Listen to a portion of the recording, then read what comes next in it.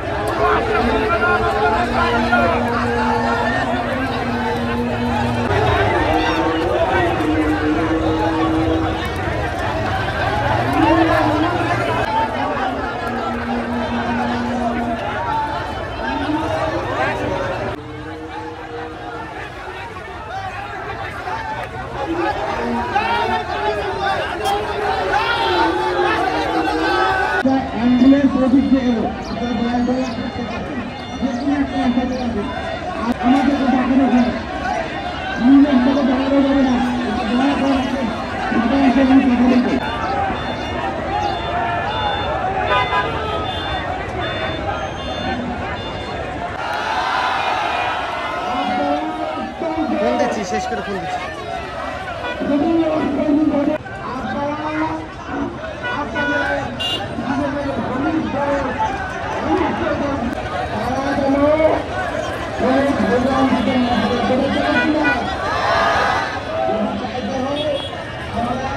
যারা শুধুমাত্র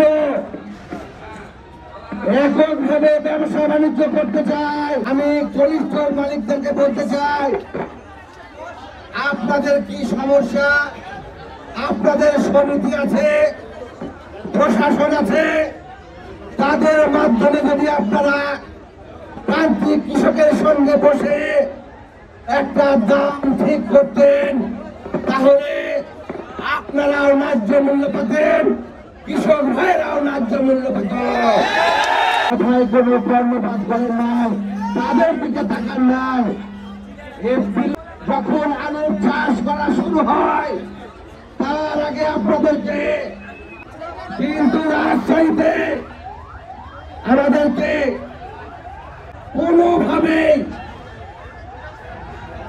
কোনো ক্রমে আলোচনা ছাড়াই হচ্ছে এই হঠকারী সিদ্ধান্ত নিয়ে আমাদেরকে রাস্তায় নামতে বাধ্য করেছে।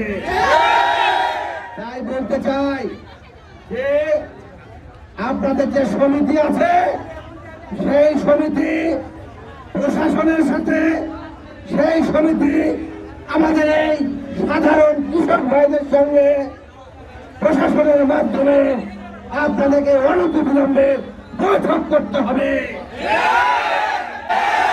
আজকে আলুর দাম 11 টাকা, আর 1 কেজি আলু উৎপাদন নিজস্ব জমি থাকবে, এই খামার থাকবে, কিন্তু তাদের একটা লোগো খেয়াল করেছেন, লোগো মালিকদের, হ্যাঁ, আরে ফুটন্ত নৌকা যে নৌকা ডুবে গেছে